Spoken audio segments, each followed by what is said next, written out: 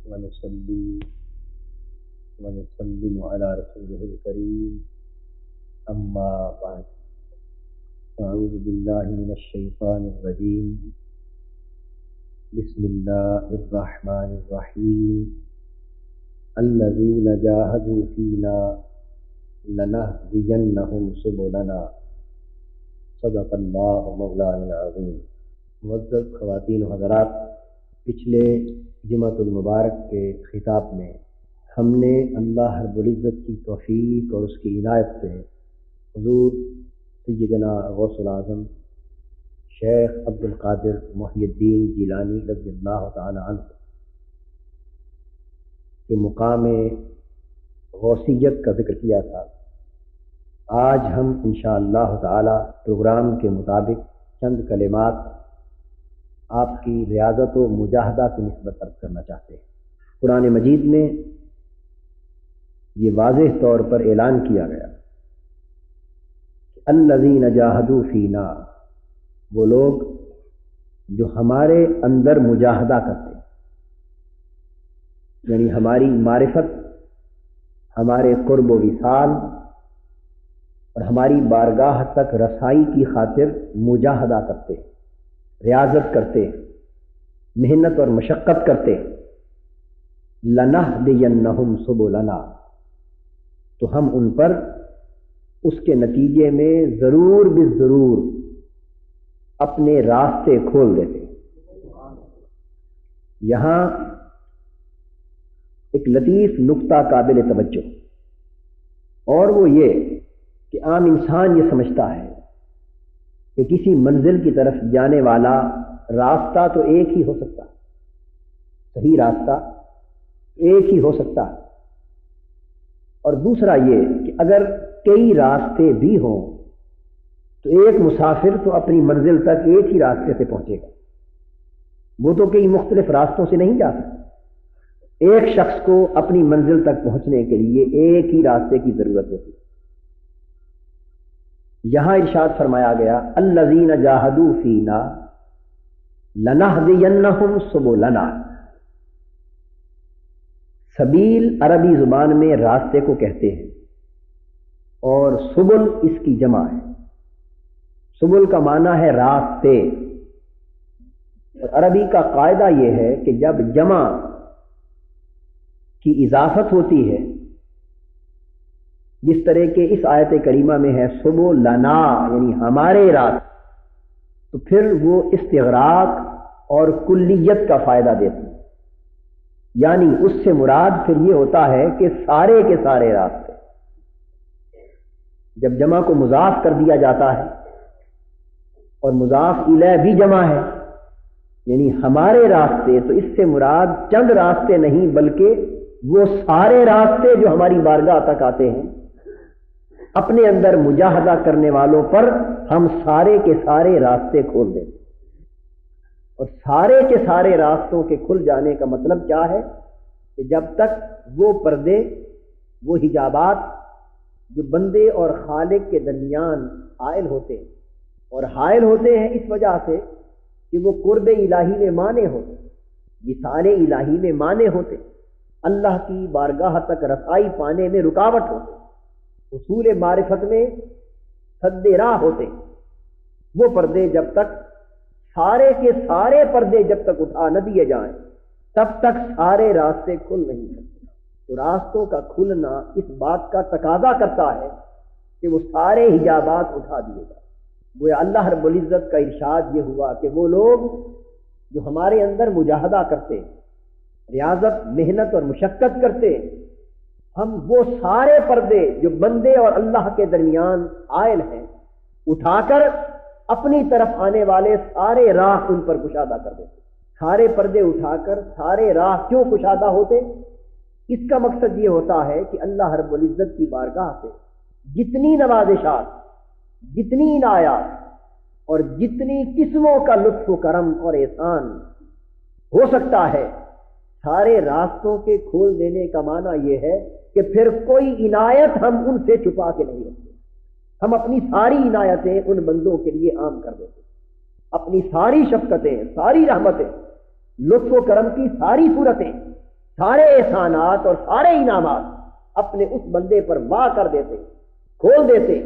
ان کی بارش کر دیتے ہیں اس بندے پر جو ہماری راہ میں مجاہدہ کرتا ہے۔ اور مجاہدہ کیا ہے؟ اپنے آرام کو کسی کی خاطر چھوڑ دینا، اپنے چین، سکھ، سکون اور راحت کو کسی کی خاطر ترک کر دینا۔ الذین جاہدوا فینا کا معنی یہ ہوا کہ وہ لوگ جو ہماری خاطر آرام کو چھوڑ دیتے ہیں، جو ہماری خاطر راحت اور سکون کو چھوڑ دیتے ہیں، جو ہماری خاطر آسائشوں کو چھوڑ دیتے ہیں اور ہماری خاطر اپنے اوپر کلفت، مشقت، مصیبت اور ظاہری اذیت برداشت کر لیتے ہیں،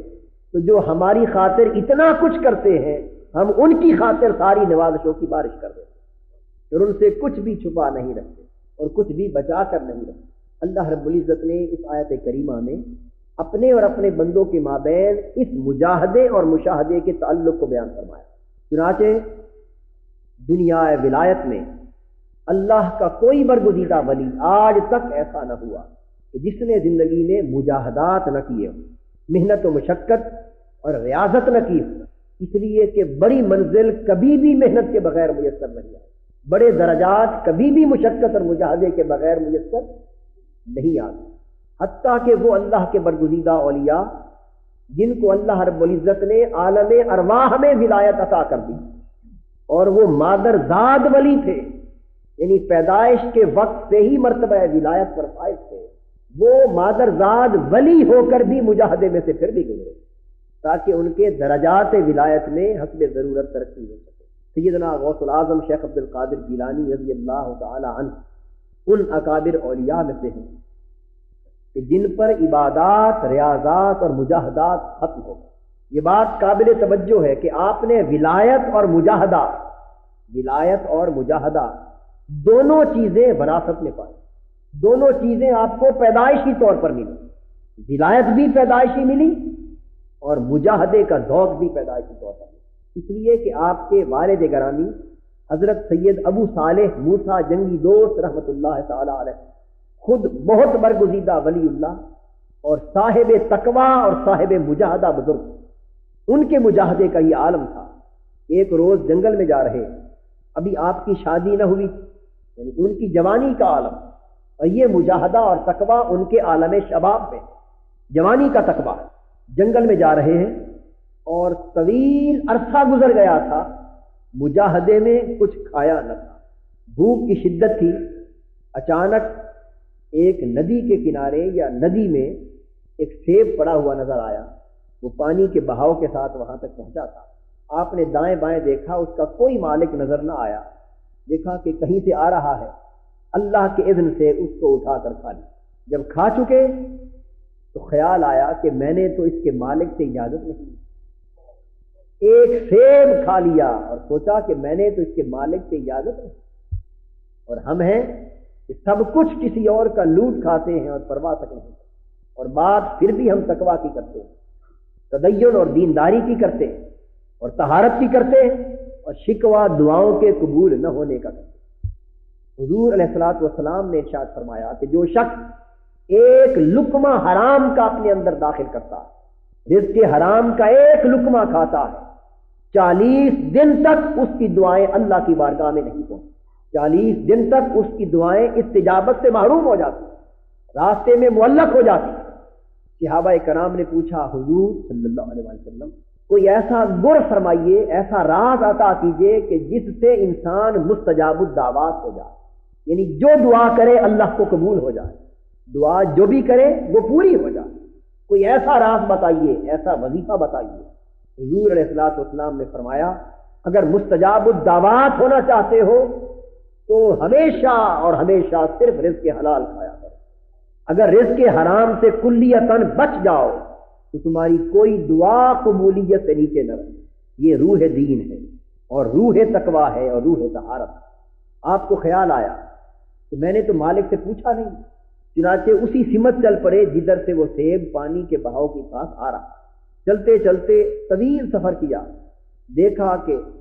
اس ندی کے کنارے ایک باغ آ گیا، اس کے اوپر سیبوں کا درخت، سمجھ گئے کہ یہ اسی درخت کا گرا ہوا سیب۔ اب دریافت کیا کہ اس باغ کا مالک کون ہے، پتہ چلا کہ حضرت سید عبداللہ الصومعی رحمۃ اللہ تعالی علیہ ایک بڑے بزرگ ہو گزرے، وہ حسینی سادات میں سے تھے اور آپ خود حسنی سادات میں سے تھے۔ یہ ان کا باغ ہے، ان کا پتہ تلاش کر کے ان کے گھر جا پہنچے، خوبصورت حسین جمیل جوان ان کے گھر پہنچا اور عرض کرنے لگا حضرت مجھ سے غلطی میں آپ کی ایک حق تلفی ہو گئی، میں اس کے لیے معافی مانگنے آیا ہوں۔ انہوں نے پوچھا بتائیے بیٹا کیا غلطی ہو گئی؟ عرض کیا حضرت آپ کے باغ کا ایک سیب کہیں ندی میں گر گیا اور کئی میل دور جب پہنچا تو مجھے بھوک لگی تھی، میں نے جنگل میں اٹھا کے کھا لی، میں اس حق کی معافی کروانے کے لیے آیا۔ وہ اس جوان کو جوانی کی حالت میں تقویٰ کے اس مقام پر دیکھ کر لرز گئے۔ ان کے دل میں خیال آیا کہ یہ جوان اور اس کا تقویٰ اس قابل ہے کہ اس کی تربیت کی جائے، اس کے جوہر کو فروغ دیا جائے۔ اور پھر اہل اللہ تو کسی کے اندر اصل پوشیدہ جوہر کو بھی دیکھ لیا کرتے، فرمانے لگے بیٹے یہ معافی اتنی آسانی سے نہیں ہوگی، ایک خاص مدت تک، ایک طویل عرصے تک یہاں میرے باغ کی رکھوالی کرو اور اس کے بعد آنا، پھر معافی کا سوچیں۔ آپ نے قبول کر لی یہ شرط۔ ان کے ارشاد کے مطابق ایک طویل عرصے تک اپنے باغ کی ان سے رکھوالی کروائی، ملازمت کی بغیر معاوضے کے، اس معافی کی خاطر۔ جب وہ عرصہ پورا ہو چکا پھر حاضر ہوئے، عرض کیا حضرت اب معاف کر دیں؟ فرمانے لگے بس اب ایک شرط اور رہ گئی ہے، وہ پوری کر دو تو معاف کر دیں۔ پوچھا وہ شرط کون سی؟ انہوں نے فرمایا میری ایک بیٹی جو آنکھوں سے اندھی، کانوں سے بہری، ہاتھوں سے لنجی، ٹانگوں سے لنگڑی ہے، اگر اس کو اپنے عقد میں قبول کر لو، اس سے شادی کر لو تو تمہیں معاف کر دو۔ آپ نے فرمایا مجھے قبول ہے، بس مجھے معاف کر دیں کہ اللہ کی بارگاہ میں مجھ سے جواب طلبی نہ ہو۔ انہوں نے عقد کر دیا۔ یہ تھی حضرت ام الخیر سیدہ فاطمہ رضی اللہ تعالی عنہ، سیدنا غوث العظم رضی اللہ تعالی عنہ کی والدہ ماجدہ۔ جب عقد ہو گیا اور رات کو حضرت سید ابو صالح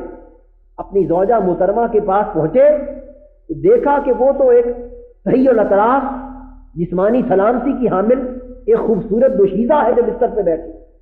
آپ اسی حالت میں لرز کے واپس آ گئے، سمجھا کہ شاید غلطی ہو گئی، مغالطہ ہو گیا۔ ان کے سسر حضرت عبداللہ سومئی باہر دیکھ رہے، وہ سمجھ گئے کہ یہ متقی جوان اسی خیال سے باہر آ گیا۔ انہوں نے کہا کہ شاید مغالطے سے کوئی اور بیٹی آپ کی میرے ہاں آ گئی، اس لیے میں انہی قدموں پہ کمرے سے واپس پلٹ آیا۔ فرمایا بیٹے مغالطہ نہیں ہوا، جو کچھ میں نے کہا تھا وہ حق ہے، تو سمجھ نہیں پایا۔ آنکھوں سے نابینا اس لیے کہا تھا کہ جب سے پیدا ہوئی ہے آج تک اس کی آنکھ کسی غیر محرم پر نہیں پڑی۔ کان سے بہری اس لیے کہا تھا کہ اس کے کان میں آج تک خلاف شرع بات نہیں گئی۔ ہاتھوں سے لنجی اس لیے کہا تھا کہ اس کے ہاتھ آج تک کسی خلاف شرع کام میں نہیں اٹھے۔ پاؤں سے لنگڑی اس لیے کہا تھا کہ اللہ کی ناراضگی کے کسی کام کی طرف آج تک اس کے قدم نہیں اٹھے۔ آپ کا عقد ہو گیا، اور جب 60 برس کی عمر کو حضرت سیدہ ام الخیر فاطمہ رضی اللہ تعالی عنہا پہنچی، 60 برس کی عمر کو، یہ وہ عمر ہے جب عورتیں اولاد سے مایوس ہو جاتی۔ اس عمر میں بالعموم اولاد نہیں ہوا کرتی، اس عمر کو پہنچی تو اس وقت اللہ رب العزت نے انہیں عبد القادر نامی بیٹا عطا فرمایا۔ تو آپ کی پیدائش فی نفس ہی اپنی والدہ ماجدہ کی عمر کے اعتبار سے بھی ایک کرامت ہے۔ تو آپ نے پیدائش کے وقت سے ہی مجاہدہ اپنے والد گرامی سے لیا، اپنی والدہ ماجدہ سے لیا۔ والدہ کے مجاہدہ کا یہ عالم کہ اپنے شباب تک غیر محرم پہ آنکھ نہیں پڑی، کان غلط بات نہیں سن سکے، ہاتھ اور پاؤں غلط فعل کی طرف اٹھ نہیں سکے۔ ان کے تقویٰ اور طہارت کا یہ عالم ہے، اور والد کے تقویٰ اور طہارت کا یہ عالم ہے جس کا ذکر میں پہلے کر چکا۔ دوستو جب اس نوعیت کا تقویٰ طہارت ملتا ہے تو پھر اس کے بطن سے اگر غوث العظم پیدا نہ ہو تو کیا ہو؟ یعنی سیدہ عالم فاطمۃ الزہرا رضی اللہ تعالی عنہ کی گود میں اگر حسن و حسین جنم نہ لے تو اور کون جنم لے؟ یہ ماؤں کی پرورش کا بڑا دخل ہوتا، ماں باپ کے زہد ورع تقویٰ کا بڑا دخل ہوتا ہے اولاد کے اندر۔ یہ کبھی کبھی استثنائی حالات ایسے ہوتے کہ بروں میں سے کبھی اچھے نکل آتے، اچھوں میں سے کبھی برے ہو جاتے، لیکن بالعموم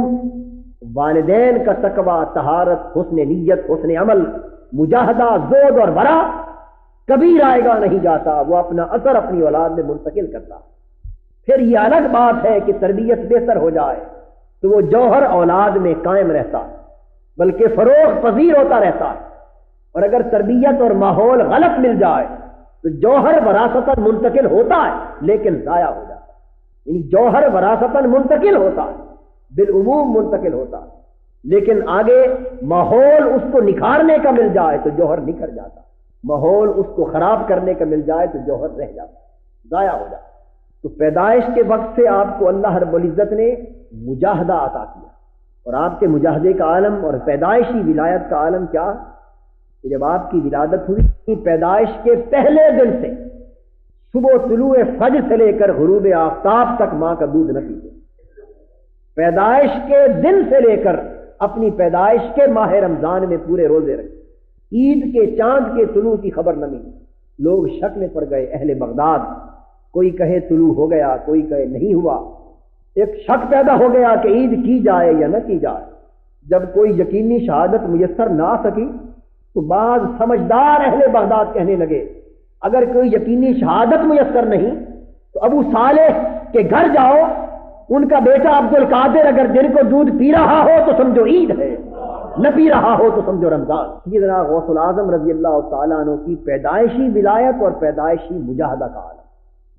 چنانچہ آپ نے ولایت کو اللہ رب العزت کی طرف سے پیدائشی طور پر حاصل، لیکن ایک عرصے تک یہ کیفیت اور یہ حال آپ سے مستور رکھا گیا، نظروں سے اوجھل رکھا گیا۔ ایک بزرگ آپ سے سوال کرتے ہیں کہ حضرت آپ کو اپنے ولی ہونے کی خبر کب ہوئی؟ آپ کو کب پتا چلا کہ آپ ولی اللہ ہیں؟ فرمانے لگے کہ آثار تو پہلے بھی تھے، لیکن اس وقت میری عمر 10 برس تھی جب مجھے پتا چلا کہ اللہ پاک نے مجھے مرتبہ ولایت سے نوازا ہوا، اور پتا یوں چلا کہ 10 برس کی عمر میں مکتب میں اپنے ہم عمر بچوں کے ساتھ پڑھنے کے لیے جاتا تو میں اپنی آنکھوں سے دیکھتا کہ میرے آگے پیچھے اللہ پاک نے فرشتوں کو متعین کر دیا تھا، وہ راستے میں میری حفاظت کرتے، اور جب میں مکتب میں پہنچتا تو فرشتے کہتے اور میں اپنے کانوں سے ان کی آواز سنتا کہ لوگوں ہٹ جاؤ، اللہ کے ولی کو بیٹھنے کی جگہ دو۔ اس 10 برس سے اللہ کی طرف سے یہ اطلاع ہوئی کہ اس نے کمال احسان کے ساتھ مجھے مرتبہ ولایت عطا فرمایا، ورنہ اس سے بھی کم عمر میں آپ فرماتے ہیں کہ کئی بار ایسا ہوتا کہ میں بچپن کے زمانے اپنے ہم عمر چھوٹے چھوٹے بچوں کے ساتھ مل کر کبھی کھیلنے کودنے کی طرف راغب ہوتا تو طبیعت کھیلنے کی طرف مائل ہوتی تو مجھے عالم غیب سے آواز آتی، عبد القادر ادھر نہ جا، تو اس مقصد کے لیے پیدا نہیں کیا گیا، تو میں رک جاتا، لیکن یہ پتہ نہ چلتا کہ یہ آواز کہاں سے آتی، کیوں آتی۔ یہ عقدہ 10 برس کی عمر میں جا کے کھلا کہ جب فرشتوں کی زبان سے سنا کہ اللہ کے ولی کے لیے جگہ چاہیے۔ پھر آپ 18 برس تک اپنے آبائی گاؤں میں رہے، آپ کے والد ماجد کا انتقال ہو گیا، ابتدائی تربیت آپ کے نانا حضرت سید عبداللہ قومی علیہ رحمت نے فرمائی، پھر ان کا بھی وصال ہو گیا۔ آپ کی والدہ ماجدہ خود بلند پایا عارفہ کاملہ ولیہ جس کا ذکر کہ پہلے ہو چکا، اور بعض کتب میں ان کے تقوی اور طہارت کا یہ عالم نظر آتا ہے کہ جب ابتدائی طور پر سیدنا غوث العظم رضی اللہ تعالی عنہ کسی استاذ کے پاس قرآن مجید پڑھنے کے لیے بٹھایا گیا تو استاذ نے بسم اللہ پڑھائی، آپ نے قرآن مجید کی تلاوت شروع کر دی۔ انہوں نے پوچھا بیٹے صاحبزادے میں نے تو ابھی بسم اللہ نہیں پڑھائی، آپ آگے قرآن کو پڑھتے جا رہے ہیں، یہ کب سے آپ نے پڑھ لیا؟ انہوں نے کہا کہ میں اپنی والدہ کے بطن میں تھا، پیٹ میں تھا، کہ میری والدہ قرآن مجید کی تلاوت کرتی تھی اور گھر کا کام کاج کرتی تھی، میں بطن مادر میں والدہ کی تلاوت سن سن کے قرآن یاد کرتا ہوں۔ گویا یہ وہ روحیں ہیں جو عالم ارواح سے عارف ہوتی، بطن مادر میں تو درکنار جو عالم شہود میں اور عالم بطن میں ماں کے پیٹ میں منتقل ہونے سے بھی پہلے عالم ارواح میں ان کو معرفت حاصل ہوتی، اور کثیر تعداد میں ایسے اولیاء ہوئے، اور یہ بات حق ہے اور ثابت ہے کہ حضور علیہ الصلوۃ والسلام کی روح طیبہ عالم ارواح میں بھی اور بعد میں بھی روحوں کو بھی فیضان عطا کرتی، اور بہت سی روحیں اس دنیا میں منتقل ہونے سے پہلے اللہ کی بارگاہ سے معرفت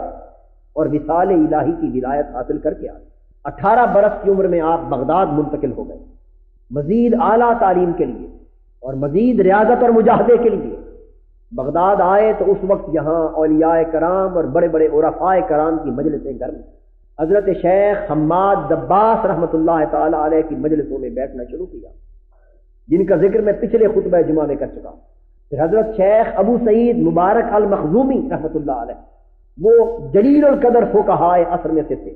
ان کی صحبت علمی سے فیض حاصل کیا، ان سے نسبت حاصل کی، تلمذ کی اور اکتساب فیض کی۔ اس کے علاوہ شیخ ابو زکریا تبریزی رحمۃ اللہ علیہ سے تلمذ کیا، اور علوم و معارف کے بہت سے خزانے آپ کو عالم ارواح سے ملے۔ آپ فرماتے ہیں کہ میں نے 25 برس بغداد کے گرد و نواح جنگلوں میں وہ مجاہدہ کیا ہے کہ کوئی شخص اس کا تصور نہیں کر سکتا۔ 25 برس تک آپ نے بغداد اور اس کے گرد و نواح میں اپنے زمانہ طالب علمی میں ادھر کتاب و سنت علوم دین کی ظاہری باطنی تعلیم حاصل کرتے اور بقیہ وقت جنگلوں میں ریاضت، عبادت اور مجاہدہ میں گزارا۔ یہ طالب علمی کا دور، عملی زندگی میں آنے سے پہلے 25 برس مجاہدے میں گزارے، اور مجاہدے میں فرماتے ہیں کئی بار ایسا ہوا کہ 3 دن سے لے کر کبھی 40 دن تک بغیر کھائے پیے بسر کرتا رہا، اور اس طرح ان اہل دل کو اور اہل نظر کو اللہ پاک کی طرف سے اس کی محبت اور عنایت کی روحانی غذائیں ملتی جو ان کو زندہ رکھتی۔ فرماتے ہیں کئی بار ایسا ہوا کہ میں کمزوری کی شدت سے بے ہوش ہو کر گر پڑا، ایک مرتبہ لوگ مجھے مردہ سمجھ کر اٹھا کے طبیب کے پاس لے آئے، اور پھر انہوں نے یہ کہہ دیا کہ یہ مردہ ہے، غسل دے کر کفن دے کر دفنانے کے لیے اور نماز جنازے کے لیے لے کر چلنے والے ہی تھے کہ میری سانس آئی اور میں ہوش میں آ گیا۔ یعنی مجاہدوں نے آپ کو بسا اوقات جسمانی کمزوری کی حالت تک پہنچا دیا، اور مجاہدے کا یہ عالم کہ 40 برس تک آپ عشاء کے وضو سے نماز فجر عطا فرماتے، اور حضرت شیخ ابو الفتح ہروی رحمۃ اللہ علیہ فرماتے کہ میں نے 40 برس اپنی آنکھوں سے دیکھا کہ نماز عشاء کے بعد آپ اپنی عبادت گاہ میں جاتے اور پوری رات اللہ کی عبادت میں بسر کر کے اس وضو سے نماز فجر، اور معمول یہ تھا کہ اسی وضو سے ادا کرنے کا مطلب یہ ہے کہ کبھی وضو ٹوٹ جاتا تو بغیر تاخیر کے مصلی سے اٹھ کر وضو تجدید فرماتے اور 2 رکعت نماز نفل ادا فرماتے۔ گویا کوئی رات 40 برس میں آپ نے بے وضو بسر نہیں۔ ارے جن کی راتیں بے وضو بسر نہیں ہوتی ان کا دن بے وضو کس طرح بسر ہو سکتا؟ اس کا مطلب یہ ہوا کہ جس اللہ کے مرد کامل کی 40 برس تک کوئی رات بے وضو نہیں گزری، اس کا 40 برس تک کوئی دن بھی بے وضو نہیں گزرا ہوگا۔ تو اس کا معنی یہ ہوا کہ یہ وہ لوگ ہیں جن کے دن اور جن کی راتیں بلکہ پوری زندگی وضو کی طہارت کے ساتھ بسر ہو۔ پھر آپ نے 15 برس یہ معمول رکھا کہ نماز عشاء کے بعد اپنی خلوت گاہ میں جاتے اور فجر سے پہلے ہر رات قرآن مجید کا ختم کرتے۔ 15 برس تک عشاء کے بعد رات کو قرآن مجید ختم کرتے۔ 11 برس آپ نے شہر بغداد سے باہر ایک برج تھا، اس برج میں 11 برس تک آپ نے خلوت نشینی، مجاہدہ، مراقبہ کیا، اور آپ کی کثرت مراقبہ اور کثرت ریاضت کی نسبت سے اس کا نام برج عجمی پڑ گیا، اس لیے کہ آپ ایران سے آئے تھے۔ ایران کا ایک علاقہ تھا جیل یا جیلان جس کے آپ رہنے والے تھے، اور بغداد میں منتقل ہو گئے تھے، تو اس لیے آپ عجمی جوان کہلاتے تھے، اور آپ کی نسبت سے اس برج کا نام برج عجمی پڑ گیا۔ پہلے اس کا نام برج بغداد۔ یہ آپ کے مجاہدوں کا عالم۔ چنانچہ 23 برس کی مسلسل محنت اور مشقت سے یا 24 برس کی مسلسل محنت اور مشقت سے آپ نے ظاہری اور باطنی علوم کی تحصیل کے مرحلوں کو مکمل کیا۔ یہ 23-24 برس کا عرصہ آپ کے علوم کی تکمیل اور تربیت کی تکمیل کا عرصہ ہے۔ اس کے بعد آپ اللہ رب العزت کے اذن سے اور حضور علیہ الصلوۃ والسلام کے حکم سے منصب رشد و ہدایت پر فائز کیے گئے۔ اب حکم ہوا کہ عبد القادر وہ ضروری تکمیل جو تیری ذات میں روحانی طور پر ہم کرنا چاہتے تھے وہ ہو چکی،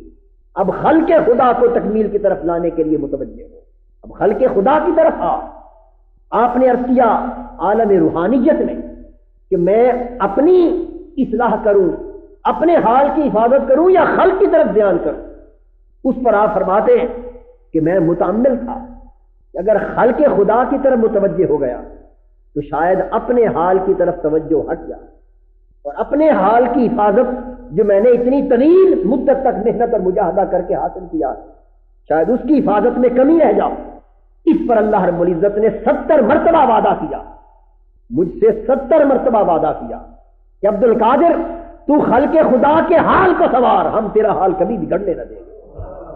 تو خلق کے حال کی حفاظت کر، تیرے حال کی حفاظت ہم کریں۔ چنانچہ اللہ پاک کے 70 مرتبہ اس وعدہ کے بعد آپ خلق خدا کے حال کی حفاظت کی طرف متوجہ فرماتے ہیں کہ میں نے دیکھا کہ ایک نور میری طرف آ رہا ہے، اور اس نور میں آقائے دو جہاں جلوہ گر ہو گئے، اور مجھ سے فرمانے لگے عبد القادر اس لیے آیا ہوں کہ اب تجھے خطابت کا منصب عطا کر دوں، تیری زبان اب مخاطب ہو جائے خلق خدا سے،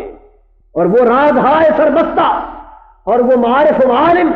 جو اللہ پاک نے تجھے اسرار و رموز شریعت و طریقت کے طور پر عطا کیے ہیں،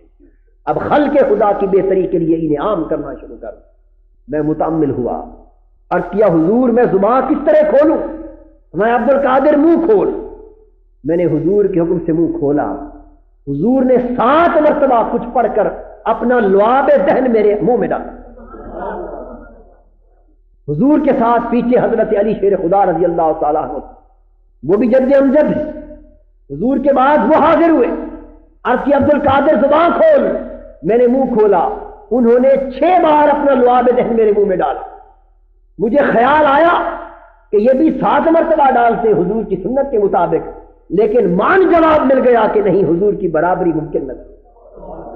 7 مرتبہ حضور نے لعاب دہن ڈالا، 6 مرتبہ انہوں نے ڈالا، اور حکم دیا بیٹا اب زبان کھول۔ فرماتے ہیں کہ پھر جو میری زبان کھلی تو پھر دنیا کے خطباء دنگ رہ گئے، فصحاء دنگ رہ گئے، زبانیں گم ہو گئیں۔ اور پہلے جب تبلیغ کو بیٹھتا تو مٹھی پر لوگ بھی میری تبلیغ سننے کے لیے نہ آتے، چھوٹا سا حلقہ ہوتا، اور جب لعاب دہن رسالت مآب صلی اللہ علیہ وآلہ وسلم کی برکت سے غوثیت مآب کی زبان کھلی تو آپ کی مجلس واعظ 70,000 افراد تک پہنچ گئی۔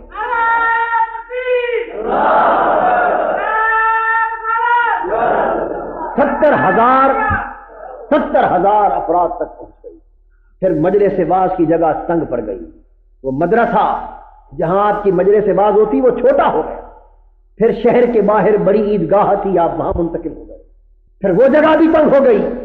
پھر ایک بہت بڑا رباط تعمیر کیا گیا شہر سے باہر، پھر آپ کا واعظ وہاں ہوتا،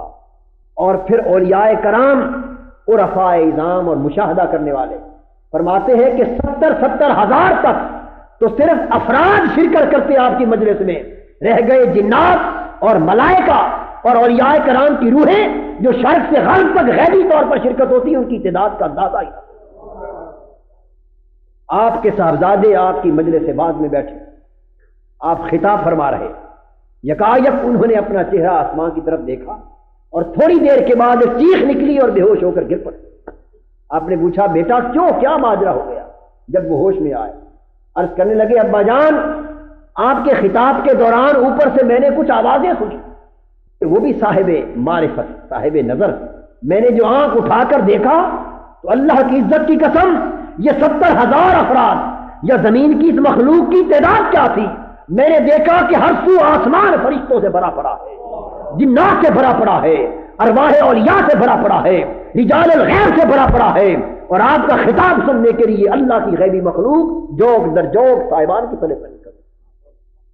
حضرت خضر علیہ السلام بھی آپ کا خطاب سننے کے لیے وہاں آتے اور گزرتے۔ یہ عالم تھا پھر زبان کی تاثیر کا، برکات کا، اور آپ کی بات ایسی مجلس بھی بات کی ہوئی کہ ایک مجلس باز میں کئی جنازے اٹھ گئے، کئیوں کے گریبان پھٹ گئے، ایسے کلمات معرفت آپ کی زبان اقدس سے صادر ہوتے کہ جو من میں اتر جاتے، لوگوں کے روحانی احوال بدل جاتے، ان کی روحانی کیفیتیں بدل جاتی، ان کی آنکھیں برسات کی طرح برستی، اور ان کو مشاہدات نصیب ہوتے اور ان کو احوال نصیب ہوتے، وہ آپ کے خطاب میں مقامات طے کرتے، کئی وقت کی کیفیت میں غرق ہوتے، کئیوں کے کپڑے پھٹ جاتے، کئیوں کے جنازے اٹھ جاتے۔ یہ آپ کی گفتگو کی تاثیر کا عالم۔ سیدنا غوث الاعظم شیخ عبد القادر جیلانی رضی اللہ تعالی عنہ، یہ ان ریاضتوں، ان مجاہدوں، ان عبادتوں کی برکت کہ اللہ پاک نے اس پیدائشی مقام ولایت میں ترقی اضافہ کیا، اور اس قدر اضافہ کیا کہ اس وقت کے تمام اولیاء اور عرفاء آپ کے مرتبہ ولایت کے نہ صرف معترف ہوئے کہ ہر کسی نے اپنی گردنیں خم کی آپ کی عظمت ولایت کے سامنے۔ دوستو، جو لوگ مجاہدہ، ریاضت اور عبادت اور محنت و مشقت کر کے یوں اللہ کی راہ میں سفر کرتے اور اللہ کے قرب اور معرفت کو پاتے اور یوں اس کی بارگاہ میں رسائی حاصل کرتے اور یوں اس کے ہو جاتے،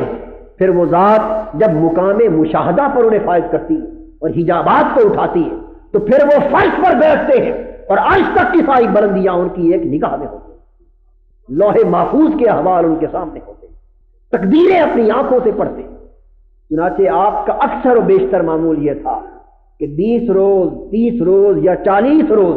بعد میں ہونے والے واقعات کو اکثر پہلے بیان کروا دیں، پھر اللہ رب العزت نے آپ کو وہ تصرفات عطا کیے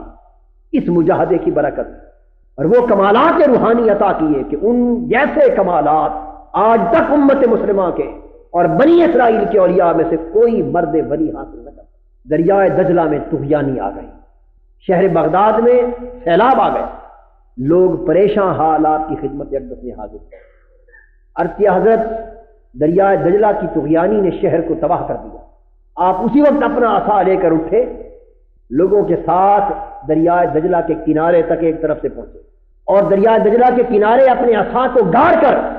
دریا کے پانی کو حکم دیا کہ ابھی اسی لمحہ یہاں رک جا جہاں میرا عصا ہے۔ سیلاب اور طغیانی ختم ہو گئی، پانی لوٹ آیا اور جہاں آپ نے نشان لگایا تھا اس سے آگے پانی بڑھنے نہ پایا۔ یعنی پھر نہ صرف ذی شعور مخلوق اللہ رب العزت کے عدل سے ان بندوں کے تابع ہوتی ہے، بلکہ دریاؤں اور سمندروں کی موجیں ان بندوں کے تابع کر دی جاتی ہیں، ہواؤں اور فضائیں بندوں کے تابع کر دی جاتی ہیں، جمادات و نباتات ان بندوں کے تابع کر دی جاتی ہے، اس لیے کہ حضور علیہ الصلوۃ والسلام نے فرمایا من اطاع اللہ فقد اطاعہ کل شیء، جو شخص اللہ کا مطیع ہو جاتا ہے اور اللہ کے حکم کو مان لیتا ہے بدل و جا، کائنات کی ہر شے اس کے زیر حکم دے دی جاتی ہے، اس کے تابع کر دی جاتی ہے۔ علامہ اقبال اسی لیے کہتے ہیں کہ نہ تو زمین کے لیے ہے نہ آسماں کے لیے، جہاں ہے تیرے لیے تو نہیں جہاں کے لیے۔ پھر مرد مومن کی ایک نگاہ سے احوال حیات بدلتے، وہ جدھر توجہ کرتا ہے وہاں کی کائنات پلٹ جاتی۔ آپ کے عادات اور خصائل میں سے پھر یہ تھا کہ وہ سلاطین وقت پر کبھی ان کے دروازوں پر نہ جاتے۔ آج ہم سلاطین وقت پر، امراء وقت کے دروازوں پر سائل بن کر جاتے، دین کی عزت، دین کی غیرت و حمیت مجروح ہوتی، اور آج نام نہاد پیران کرام ان صالح برگزیدہ نیک لوگوں کو چھوڑ کر جنہیں اللہ پاک کا جس حد تک بھی کرم ہے تو کرم میسر ہے، وہ لوگ جن کے دم سے طریقت کا نظام آج مجروح ہو رہا ہے، جنہوں نے طریقت، معرفت، ولایت اور تصوف کو محض ایک دکانداری اور کاروبار چمکانے کا ذریعہ بنا رکھا ہے، ان کا عالم یہ کہ وہ ان مشائخ اور اولیاء اور اکابر کے راستے کو چھوڑ کر دنیاوی منفیتوں کی خاطر سلاطین وقت کے دروازوں پر بانے مارے پھرتے، ان کی غلامی کا پٹا گلے میں ڈالے پھرتے، سائلوں محتاجوں کی طرح ان کے پیچھے پڑتے۔ اور جو اولیاء اور عرفاء تھے ان کا عالم یہ تھا کہ سلاطین کے دروازوں پر نہیں بلکہ سلاطین ان کے دروازوں سے اٹھنے نہ پاتے تھے۔ بنو عباس کے بڑے بڑے عمراء، بڑے بڑے حکام، مستظہر باللہ، وہ آپ کی مجالس باز میں ہر وقت موجود رہتا، اور آپ جب اس کو خطاب فرماتے یا اس کی طرف کوئی حکم نامہ تحریر کرتے تو فرماتے کہ مستنجد باللہ عبد القادر تمہیں یہ حکم دیتا ہے، اس طرح عمل کر، اگر تو نے اللہ کے اذن سے اس راہ پر چلنا گوارا نہ کیا تو تیری گردن کو اڑا دیا جائے گا، تیری سلطنت کو چھین لیا جائے گا اور تیری سلطنت کسی اور کو منتقل کر دی جائے گی۔ یعنی مردان حق وہ روحانی اعتبار سے یہ سلطنتیں ان کے پاؤں کی خاک ہوتی ہیں، یہ دنیا کی حکومتیں ان کے تلووں کے نیچے ہوتی ہیں، ان کے اشارے ابرو سے سلطنتوں کی تقدیریں بدلتی ہیں، وہ سائل نہیں ہوتے، دنیا ساری اللہ کے اذن سے ان کے در پہ سائل ہوتی ہے۔ آپ کی بارگاہ اقدس عمراء، حکام اور سلاطین وقت اپنی حاجتیں لے کر پیش ہوتے۔ ایک مرتبہ خلیفہ وقت مستنجد باللہ اشرفیوں کی 2 تھیلیاں بھر کے آپ کی خدمت میں آیا، آپ جان گئے کہ یہ ایک ظلم اور استحصال کے نتیجے میں لایا ہے، اس نے نذرانے کے طور پر پیش کی، آپ نے قبول نہیں فرمائی، اس نے پھر اصرار کیا، آپ نے قبول نہیں فرمائی، اس نے تیسری بار جو اصرار کیا تو آپ نے تھیلیوں کو ہاتھ میں پکڑا، دونوں کو نچوڑا تو اس میں سے خون کے قطرات گرنے لگے، فرمانے لگے خلیفہ وقت اگر مجھے آل رسول کا حیا نہ ہوتا تو ان اشرفیوں کو اتنا نچوڑتا کہ تیرے محلات تک خون بہ جاتا، لے جا عبد القادر، تیرے ظلم سے کمائی ہوئی دولت کا محتاج نہیں ہے۔ کہ یہ تو خود خزانے لٹانے والے لوگ ہیں، ان کی گدڑیوں میں، ان کی آستینوں میں دنیا و آخرت کے خزانے پوشیدہ ہوتے ہیں۔ لوگ ان کی حاجت مند ہوتی ہے، انہیں کسی کی حاجت نہیں ہوتی، ان کی حاجتیں صرف اللہ کے در پر ہوتی ہیں۔ سیدنا غوث العظم رضی اللہ تعالیٰ عنہ سے کسی نے پوچھا کہ حضرت آپ ببانگے تو اتنے دعوی کرتے، اتنی کرامتوں کا صدور آپ سے ہوتا ہے، اتنے کمالات کا ظہور ہوتا ہے کہ کوئی ولی اس طرح اس ڈھب پر ظہور نہیں کر سکا، اس کا سبب کیا ہے؟ آپ نے اس کے سینے پر ہاتھ رکھا اور پردے اٹھا دیے اور فرمایا کہ اوپر پڑھ۔ جب آپ نے سینے پر ہاتھ رکھا اس نے دیکھا کہ اللہ پاک نے 70 مرتبہ وعدہ کیا ہے کہ عبد القادر تیری زبان سے تیرے کمالات کے ظہور کے جتنے دعوے بھی نکلیں گے، مجھے اپنی عزت کی قسم تیرا کوئی کمال اور مرتبہ تجھے چھینا نہ جائے، کیونکہ تجھے مقام محبوبیت عطا کر دیا گیا اور آپ کا مقام محبوبیت عالمگیر ہے۔ چنانچہ یہی اولیاء ہوئے جو حیات ظاہری میں بھی اسلام کو زندہ کرتے رہے اور بعد از وصال عالم برزخ میں بھی ان کی روحانی توجہات سے ہر دور میں اسلام زندہ ہوتا رہا۔ دنیا میں بڑے مجدد ہوئے، بڑے مفہم ہوئے، بڑے غوث کتب اور ابدال ہوئے اور بڑے علماء اور مصلح اور حکماء ہوئے، لیکن کسی کو محی الدین کا لقب میسر نہ آ سکا۔ مرتبہ کس طرح ملا؟ آپ خود فرماتے ہیں کہ 511 ہجری میں ایک روز جمعہ کے دن ایک راستے سے گزر رہا تھا، ایک نہایت نحیف، لاغر، کمزور، دبلا پتلا اور بیمار شخص راستے میں بیٹھا تھا، بہت بیمار شخص۔ اس نے مجھے دیکھا، میں قریب آیا تو اس نے کہا کہ اے سید عبد القادر جیلانی، میں بہت بیمار ہوں، کمزور ہوں، خدا را مجھے اٹھا کے کھڑا کر۔ میں نے اس کا بازو پکڑا، اٹھا کے کھڑا کر دیا، اور ایسے معاملات عالم مثال کے حوالے سے ہوا کرتے، کھڑا کر دی۔ جب وہ کھڑا ہو گیا تو میں نے دیکھا کہ کھڑا ہوتے ہی اس کے چہرے پر سرخی آنے لگی، وہ تندرست تمانا ہونے لگا اور یکایک دیکھتے ہی دیکھتے اس کی صحت بدل گئی۔ میں نے پوچھا بھائی تو کون ہے، مجھے ماجرا تو بتا۔ اس نے کہا میں آپ کے نانا محمد رسول اللہ صلی اللہ علیہ وسلم کا دین تھا جو اس وقت کے احوال کے پیش نظر مردہ ہو چکا تھا، اللہ نے آپ کے سبب سے مجھے پھر سے زندہ کر دیا۔ محی الدین کہتے ہیں دین کو زندہ کرنے والا، اللہ نے آپ کے سبب سے مجھے پھر زندگی عطا کر دی۔ یہ وہ دور ہے جس دور میں اخلاق تباہ ہو چکے تھے، روحانی اقدار تباہ ہو چکی تھی، عمراء میں زوال تھا، حکماء میں زوال تھا، علماء میں زوال تھا، عوام میں زوال تھا، عالم اسلام پر ہر سو زوال اور بگاڑ کے سائے امڑ رہے تھے اور انتہائی خستہ حالت تھی، ہر طرف انتشار تھا، فتنہ تھا، پریشانیاں تھی، اسلام اور امت مسلمہ کی ذبح حالی تھی۔ اس دور میں آپ کو اللہ نے دین کو زندہ کرنے کا اعزاز کیا۔ فرماتے ہیں جب میں اپنے اجتماع میں پہنچا نماز جمعہ کے دن، تو جب میں پہنچا تو لوگ اٹھ کھڑے ہوئے اور یہ پہلا دن تھا کہ میں نے جو قدم رکھا تو ہر کوئی مجھے یا سید محی الدین کہہ کر پکار رہا تھا۔ وہ جو دین کو زندہ کرنے کا اللہ نے مجھے اعزاز دیا، یہ لقب اللہ پاک نے اپنے کرم خاص سے ہر شخص کے دلوں میں منتقل کر دیا۔ آپ کی زندگی میں محی الدین کے لقب سے آپ کو پکارا گیا، اور آپ کے محی الدین ہونے کا اس سے بڑا سبب اور دلیل اور کیا ہوگی کہ آپ کا وصال ہو گیا۔ اور آپ کو معلوم ہے کہ یہ ہلاکو خان کا جو تاتاری فتنہ جس نے عالم اسلام کی پوری دولت اور پوری متاع کو لوٹ لیا، ایران کی سلطنتوں کو تاخت و تاراج کر دیا اور خلافت بغداد پر حملہ کیا، اور خلیفہ مستعصم باللہ کا دور تھا اور خلافت بغداد کو بالکل نیست و نابود کر دیا، 23 لاکھ مسلمانوں کا قتل کیا، مقابر گرا دیے، مدارس گرا دیے، سارے مراکز تباہ کر دیے، کتابیں جلا دی، مسلمانوں کا اتنا قتل ہوا کہ 3 دن تک دریائے دجلہ کے کنارے خون سے رنگین ہو کے بہتے رہے، اور اس وقت پھر روئے زمین پر کوئی سلطنت اسلام کے نام کی باقی نہ بچی۔ 48 برس ایسے آئے کہ زمین پر منتشر مسلمان تھے لیکن اسلام کے نام پر کوئی ریاست موجود منظم طور پر نہ تھی۔ تو یہ تاتاری فتنہ جس نے اسلام کی شمع کو گل کرنے کی کوشش کی، اسی ہلاکو خان کے پوتا تغوداد خان۔ اب دیکھیے کس طرح اس محی الدین کی نگاہ کرامت اثر سے دین پھر سے اس طرح زندہ ہوتا ہے، وہ شکار کر کے آ رہا ہے۔ اور سیدنا غوث العظم رضی اللہ تعالیٰ عنہ کی درگاہ کا ایک قادری فقیر جس نے روحانی فیض حضور غوثیت مآب سے پایا تھا، وہ بھی جنگل میں اللہ کے اذن سے اسی سمت جا رہے ہیں۔ ادھر سے ہلاکو خان کا پوتا آ رہا ہے، وہ جو حکمران ہے اس سلطنت کا، آپ کو دیکھ کر اس کے ذہن میں ایک شرارت آئی. اس کے ساتھ اس کا شکار کا کتا تھا. اس نے اس غوث پاک رضی اللہ تعالیٰ عنہ کی درگاہ کے ایک فقیر کو دیکھ کر ازرہ استہزاء، ازرہ تضحیک کہا کہ اے درویش بتا تیری داڑھی اچھی ہے یا میرے کتے کی دم اچھی؟ وہ چاہتا تھا اس کو غضبناک کرے تاکہ یہ کوئی سخت تلخ جواب دے اور میں اس کو قتل کر ڈالوں. اس بری نیت سے اس نے سوال کیا کہ تیری داڑھی اچھی ہے یا میرے کتے کی دم. لیکن قربان جائیں یہ اس محی الدین کی نظر کرامت اثر کا فیضان تھا کہ تقدیر مقدر ہو چکی تھی، احوال بدلنے والے تھے. اس درویش نے جواب دیا مسکرا کر، اس کے قریب آ کر کہنے لگے سگوداز خان میرا بھی ایک مالک ہے، تیرے کتے کا بھی ایک مالک ہے. اگر میں اپنے مالک کو خوش کر لوں تو میری داڑھی اچھی ہے، اور اگر میرا مالک مجھ سے راضی نہ ہو سکا تو تیرے کتے کی دم اچھی. اگر رب راضی ہو گیا تو داڑھی اچھی،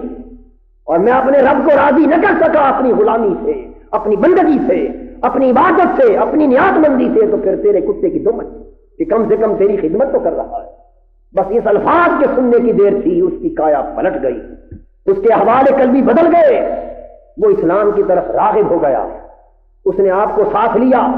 کچھ دن اپنے پاس ٹھہرایا اور اندر ہی اندر سے مسلمان ہو گیا. لیکن اپنے قبیلے والوں، سرداروں، فوجیوں اور لشکریوں سے کے خوف سے اس نے اسلام کا اعلان نہ کیا. ان کو بھیجا کہ آپ اب چلے جائیں، میں در پردہ اسلام کے لیے تبلیغ کرتا ہوں، لوگوں کو آمادہ کرتا ہوں، جب حالات سازگار ہو جائیں گے آپ کو پھر بلا لوں گا. اسی اثنا میں اس بزرگ کا انتقال ہو گیا. جب حالات سازگار ہوئے اس وقت اس قادری درویش کا ایک بیٹا زندہ تھا، اور وہ بھی معمر اور کمزور اور نہیں تھا. ان کو بلایا، وہ آئے، پوچھا کیا حال ہے، کیا اسلام کے اعلان کا وقت نہیں آیا؟ اس نے کہا کہ میں نے سارے سرداروں کو آمادہ کر لیا ہے،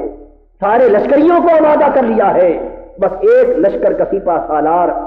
آمادہ نہیں ہو رہا. وہ فرماتے ہیں کہ اس کو بلا، ہم اس سے بات کرتے ہیں. اس کو بلایا. انہوں نے کہا بھائی تو اسلام کے لیے آمادہ کیوں نہیں ہوتا؟ وہ کہنے لگا میں فوجی ہوں، میں طاقت میں بلیو کرتا ہوں، طاقت میں اعتقاد رکھتا ہوں. آپ مجھ سے جنگ لڑ لیں، میں آپ اپنی فوج کا ایک پہلوان دیتا ہوں، اس میرے سب سے بڑے پہلوان سے لڑائی کر لیں، آپ اس کو گرا لیں، میں آپ کے کہنے پر اسلام قبول کر لوں گا. اس بوڑھے نئیس کمزور درویش نے اس مقابلے کی دعوت کو قبول کر لیا. وہ بادشاہ روکتا رہ گیا کہ آپ نئیس بوڑھے کمزور ہیں، اور وہ وقت کا بڑا شاہزور پہلوان ہے، اور کوئی دنیا کا پہلوان اس وقت شاہزوری میں اس کا مقابلہ نہیں کر سکتا. آپ اس مقابلے سے باز رہے. لیکن یہ بوڑھا درویش حضور غوث پاک کے فیضان سے مستفید نہ رکا. اس کے کہنے پر بہت بڑا پہلوان جسے اپنی قوت پر ناز تھا، بہت بڑا اجتماع ہوا، اطراف و اکناف میں اعلان ہوا، لوگ اس منظر کو دیکھنے کے لیے اکٹھے ہوئے. بادشاہ اور تمام سپہ سالار اور قبائل کے سردار تختوں پر بیٹھے، اور اس مجمع میں یہ بوڑھا درویش نکلا، ادھر شاہزور پہلوان نکلا. یہ دونوں آپس میں ملے. اس نے کہا درویش تو حملہ کر. آپ نے پہلا تماچا مارا، اس پہلوان کا سر گردن سے جدا ہو گیا، زمین پر گر پڑا. بس یہ نظارہ دیکھ کر وہ سردار وہی قدموں پہ گر پہ اس نے کلمہ پڑھ کے اسلام قبول کر لیا. اور اس شہنشاہ نے اس بڑے مجمع میں اسلام کا اعلان کیا. اور یہ دن تھا کہ جنہوں نے اپنے ہاتھوں سے اسلام کی شمع کو گل کیا تھا، اسی شہر بغداد کی سرزمین سے اسلام کی شمع پھر روشن کی گئی. اور جس کا دادا